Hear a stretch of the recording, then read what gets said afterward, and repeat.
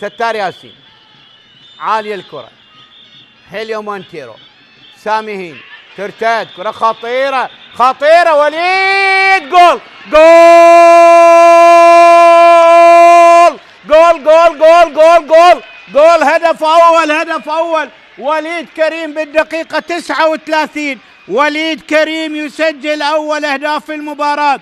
وليد كريم قائد فريق النفط يسجل هدف الشخص الثالث بعد أن سجل بشباك النوروز وديالة، يسجل أول أهداف المباراة. شوف الكرة تهيأت، كرة من سامي هين عادت إلى وليد، تخلص من لاعب، لعبها بيساره، مرت على يسار دولوفان، والكرة تعانق الشباك وتعلن أول الأهداف لمصلحة حسام جاد الله.